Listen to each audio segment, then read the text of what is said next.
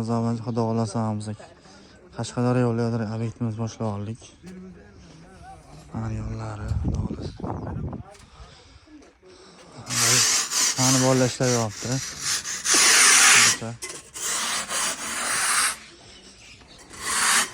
Ko'rishlar lazım. Bu obyektim 500 kvadrat.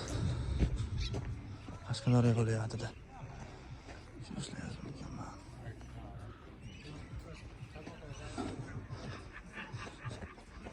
Siyarlarni ham ko'rishlaringiz mumkin. Hovlimiz xudo xolasa Rommicha basonda bo'ladi, anaqasi bo'lsa. Mana ichlari.